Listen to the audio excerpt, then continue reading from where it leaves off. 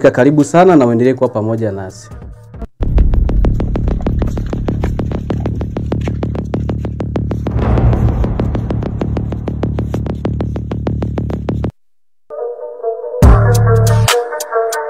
Yes, karibuni sana kwenye kipindi chetu.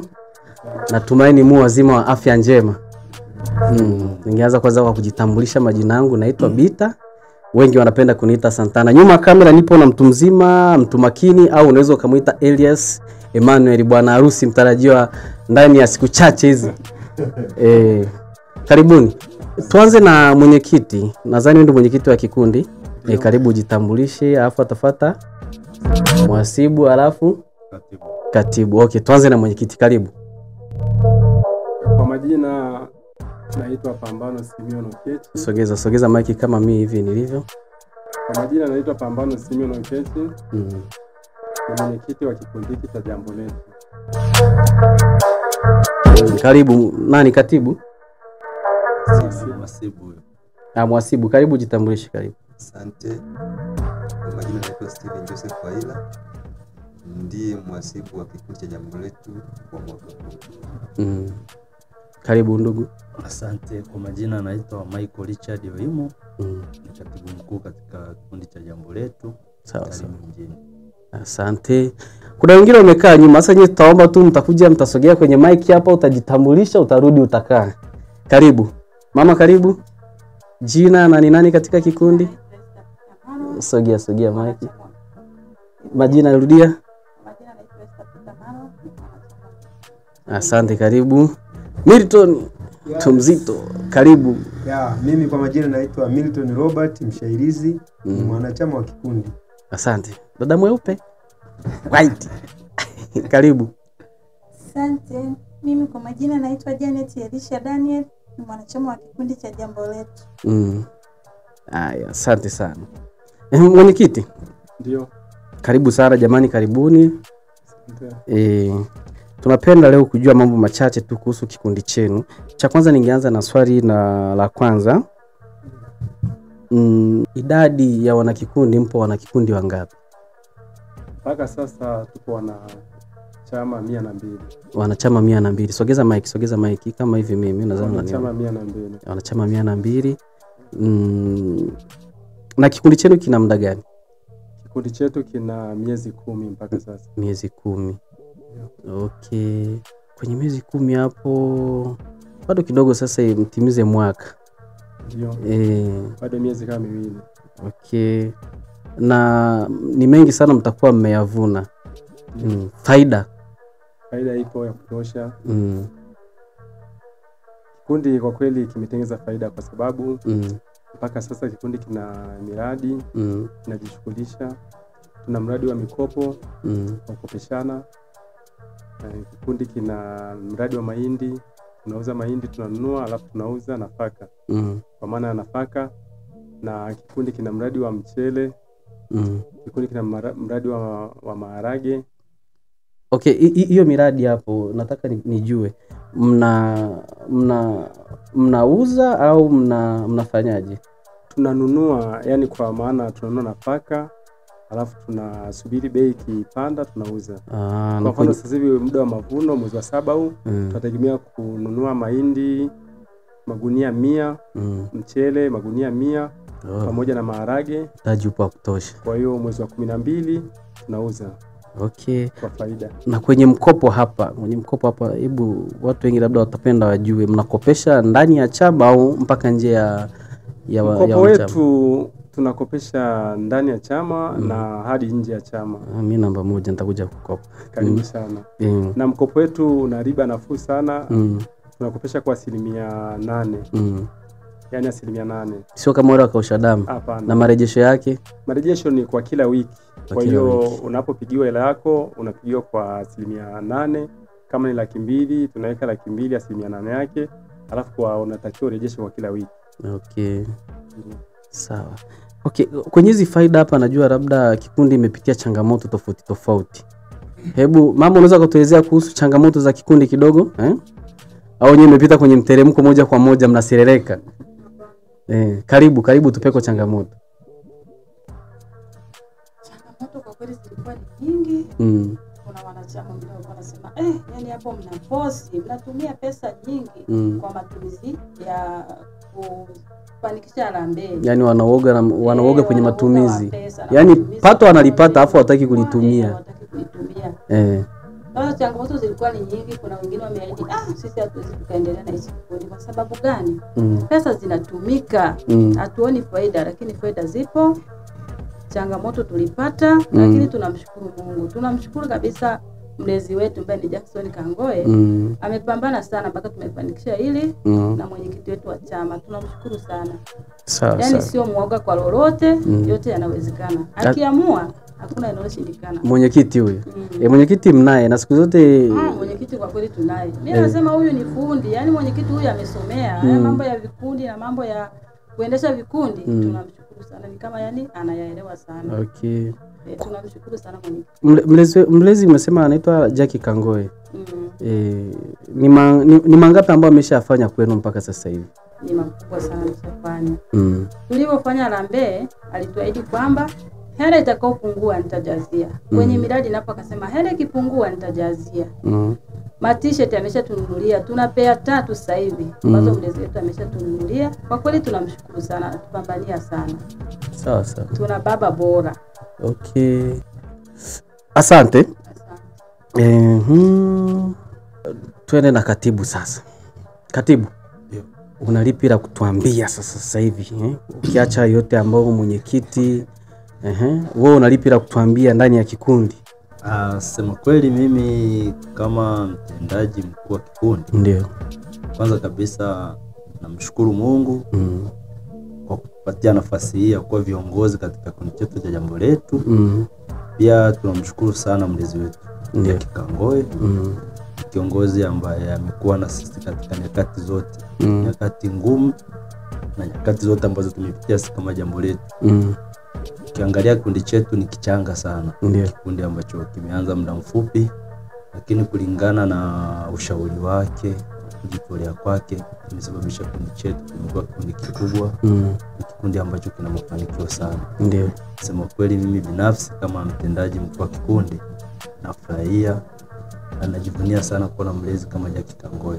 Sawa. Sababu ni mtu ambaye anaonyesha nia thabiti ya kututoa sisi vijana katika mazingira yetu magumu na kisha tunakuwa katika mazingira fulani hivi ambayo unafua maisha ambayo yanaendana na hadhi ya Mtanzania. Yes. Kitu ambacho mimi naweza nikashukuru sana kwa wanachama wenzangu, viongozi wenzangu, tumeshirikiana kwa pamoja, ikiwemo mwenyekiti wetu ambaye amekuwa ni muhimili mkubwa. Tunashauriana, tunakaa, tunadiscuss, tunakosana, tunagombana hapa na pale, lakini mwisho wa siku ni lazima tutatimiza kile ambacho tumekipangilia na tunahakisha kwamba hili jambo litaleta manufaa kwenye swala zima la kuinuana kiuchumi. Okay. Kifano kama sisi wana jambo letu kwa wanachama 200. Mwanzo kabisa tulianza na wanachama 50. Lakini kulingana na juhudi zetu, mipangilio tulikuwa tumejiwekea, watu wamevutiwa sana kuungana na sisi. Kifano ukiangalia sisi kama wana jambo letu tulikuwa tuna mtaji mdogo sana. Kwanza mawazo finyu, sababu changamoto nyingi. Mnaanzisha kikundi, mambo ya watu ni mengi, watu wapendi ushauri, watu wanajua kabisa hawa watu wamekapa kwa ajili ya kula hizi zetu na nini. Lakini kulingana na upeo wa mwenyekiti wetu, tukao tukiitana kwenye vikao, tunadiscuss tuanze na jambo gani na nini. Sema kweli kuhusiana na mambo ya kuinua kikundi, ilifika muda sasa mwenyekiti pamoja na kamati yake kupendekeza kuwa na miradi. Sawa. Na hiyo miradi ni kiwemo mradi wa nafaka. Pia tukaona ni vyema kama tutakuwa na mradi wa ukopeshanaji. Sawa. Lakini haya mambo ya kusimama hivi yalikuwa na changamoto nyingi. Samani kidogo, kwenye miradi hapo hamjaweza kupata labda vitu vya kuhamisha au miradi yote imesimama mpaka sasa hivi? Sema kweli mpaka kufika sasa hivi changamoto zilikuwa ni nyingi, lakini kulingana na mlezi wetu ambaye alitupa support, akawa na sisi bega kwa bega, miradi ilisimama.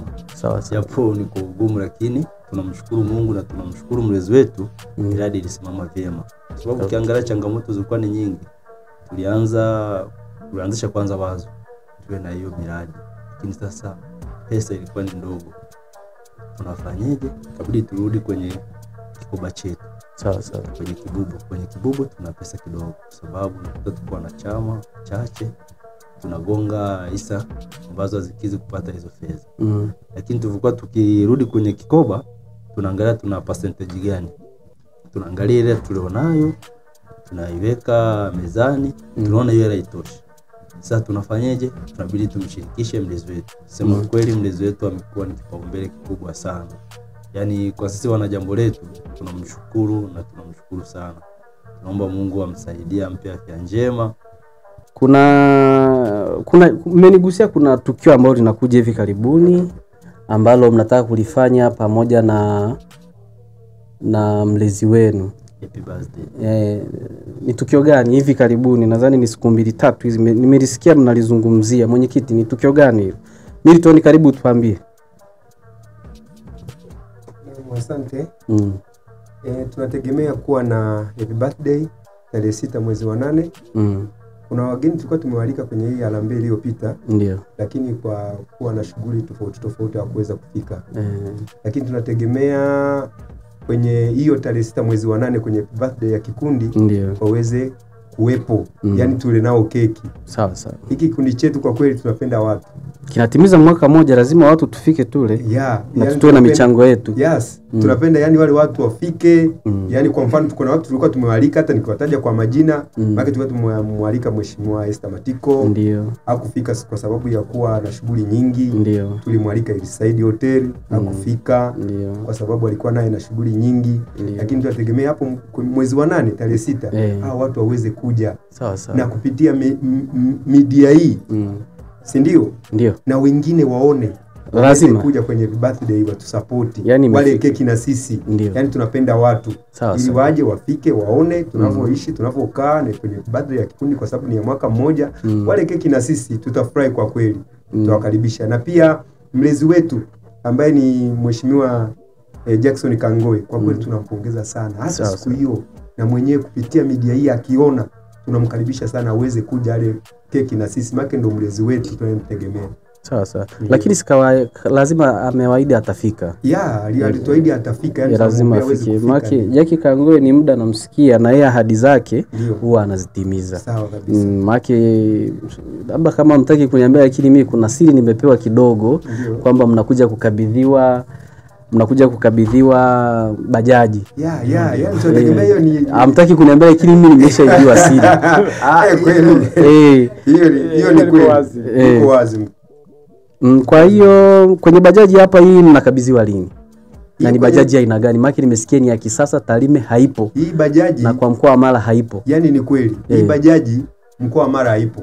Maana hii bajaji kwa watu ambao wameshaendesha vitu vya moto, unaweza ukatumia hii bajaji kwa kuchaji.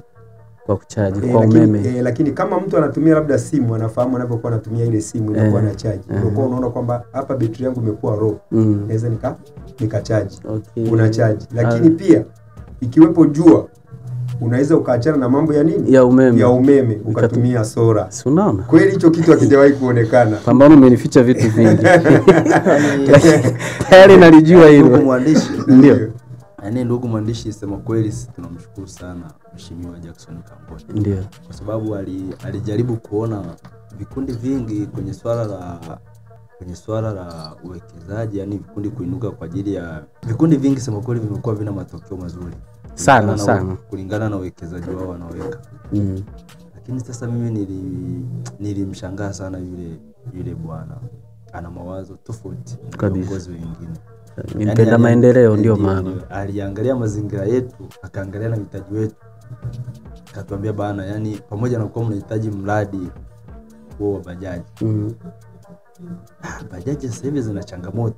Akaingiza wazo lake kwamba itakuwaje kama tutumie bajaji ya design fulani, sababu hiyo bajaji itakuwa ni rahisi sana na ni rafiki kwa mazingira yetu ya si wana Tarime. Sababu ukiangalia mazingira yetu huku ni changamoto kama barabara zetu hivi unazoona na nini.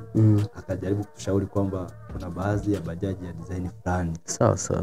Sisi kama wana jambo letu na wana Tarime, kusema kweli tulikuwa tunaogopa. Kwanza gharama.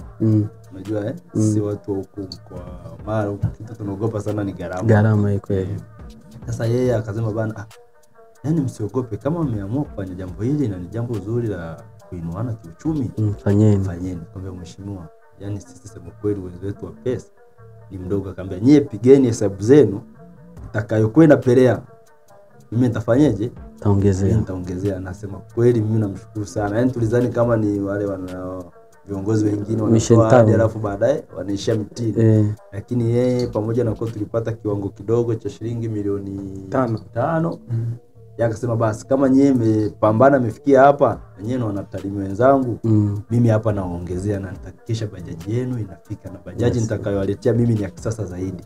Ni bajaji ambayo itakuwa inatumia mafuta, bajaji ambayo itakuwa inatumia sola na umeme wa kuchaji. Kwa hiyo akatuahidi kwamba hii bajaji kama sisi wana jambo letu tukitunza hii vizuri, na tumaita itakuwa na manufaa makubwa sana, na itakuwa na manufaa makubwa, na sisi tunamwahidi tutajaribu kuitunza na kuifanyia kile ambacho tumemwahidi. Na kitu ambacho mimi ningewasihi kwenye hivi vitu ambavyo mara nyingi tunakuwa tunadhaminiwa, mtu anapokuwa anakupatia kitu anapenda kuona matunzo. Unaona, maana kama hamna matunzo hata mnaweza siku nyingine mkaomba kitu kingine msipate. Na unaweza kukuta sio huyo tu, hata watu wengine nao pia wanasema anatamani kuwasaidia, lakini sasa kuna mradi walipewa alafu sawa. Ndugu mwandishi, na mimi nikimalizia ninapenda kusema kwamba kuna ahadi nyingi watu wanatoa zinakuwa ni za uongo, lakini sisi kwa kupitia media hii siku sio nyingi tena bado utakuja kuonyesha watu kwamba hivi vitu ni vya kweli. Na sisi tunategemea baada ya kukabidhiwa bajaji lazima tutawaita tena ili mtuonyeshe ile bajaji imeikabidhiwa na inafanya kazi. Tutaipiga picha, tutawaonyesha watazamaji, sijakuwa ni maneno tu kwamba waliongea kwenye kila tujaona kitu chochote. Lazima tutawaonyesha. Yani ni kweli hapa hamna maneno, tunamwamini mlezi wetu. Yani huyu ni mlezi wetu. Kwanza ni kijana wa Tarime. Alafu ni mlezi wetu. Yani kati ya walezi tulipata mlezi aisee. Sawa. Yani tulipata mlezi, na hii yote kutoka kwa mwenyekiti wetu, kwa kweli anapambana sana. Hongera sana Mr. Pambano. Hongera sana. Asanteni. Okay, katibu, tukiwa tunaenda mwishoni mwasibu mwishoni utakuwa na jambo gani la kutuambia au la kuambia watazamaji? Asante ndugu mtangazaji. Mimi kikubwa kwanza nimshukuru Mwenyezi Mungu ambaye ametuwezesha tulipoanza kikundi hiki mpaka leo hii. Na siku zote kikubwa sana ambacho tunalibua kikundi ni habari ya fedha. Nakuta vikundi vingi vinavurugia kwa habari ya fedha. Wewe unatuambia wewe umejishikilia vizuri. Kwa kweli siwezi nikajisifu, bado tu na msifu Mungu. Ndio anatupa uwezo na kipao hicho cha kutunza fedha za wanachama hao. Ndio. Sababu bila utunzaji mzuri wa fedha tunakuta vikundi vinafanyaje? Vinavunjika, ugomvi vinaingia. Lakini sisi kwetu huku unakuta tunagonga hisa, wiki inayokuja tunawapa slip. Kwa fedha imefanyaje? Imekaa mahali pake. Sawa. Kwa kweli kwa hiyo tunamshukuru Mungu. Maana ukiacha mwenyekiti, anayefuata sasa ni wewe. Tunza fedha. Yaani nyinyi watu watatu, nyinyi ndio kikundi. Mkiumba tu kila kitu kimeenda kombo. Ila maana mpaka Mr. Pambano wajumbe wako kukusifu kwa yale mazuri unayoyafanya. Ila maana ni kuanzia wewe mpaka hawa watatu, katibu na mhasibu. Nzuri, huyu ni mzee wa kanisa, ana hofu ya Mungu. Ni mzee wa kanisa ya Turo. Safi sana. Kwa hiyo ana hofu ya Mungu, pesa ipo salama. Safi sana. Kwa habari ya fedha mimi nafikiri wanachama waondoe shaka. Okay. Fedha ziko salama. Na kila tunapokaa na kufanya matumizi na nini huwa tunawasomea dharani. Sawa. Wanachama wana taarifa zote. Hakuna badiliko wote. Sawa. Kikundi kimesimama vizuri chini ya mwenyekiti wetu pamoja na viongozi wenzetu ambao tunashirikiana. Dada yetu Janet, wewe unalipi la kuambia watazamaji na wanakikundi wenzako wanaotazama sasa hivi? Karibu. Mimi ninachopenda kuambia wanakikundi wenzangu, wanakikundi wa jambo letu, ni kwamba mlezi wetu yuko bora zaidi. Ndio. Na bado anazidi kutupambania. Ahadi zote alizotuahidi, yani hatuna mashaka naye. Atatoa. Na hata viongozi wetu ni bora. Mwenyekiti wetu ni pambano na anapambana. Kweli kweli. Sana. Anamjua. Tunamwamini. Asante. Sana tu. Hata mhasibu pia yuko vizuri, katibu yuko vizuri. Kwa wanachama tusiwe na wasiwasi. Sawa. Bajaji yetu iko njiani. Muda si mrefu tunaipokea. Tunakabidhiwa. Yaani tunayo na tunatamba nayo. Bajaji tunayo na tunatamba nayo. Asante. Kwa yani tunamshukuru sana Mungu. Sababu ya mlezi wetu Jackie Kangoe anazidi kutupambania na ni mtu ambaye ni mwaminifu, atatimiza. Yani mpaka kufikia hiyo hatua anawaletea misioni kama kuna shaka yoyote ile. Kwa wana kikundi tusiwe na mashaka yoyote. Tuko vizuri kuanzia ngazi ya juu, mlezi, viongozi wote wako sawa. Haya, tunasema asante sana. Mr. Pambano. Ndio. Unalipi la kusema la mwisho tukiwa tunaenda mwisho wa kipindi chetu?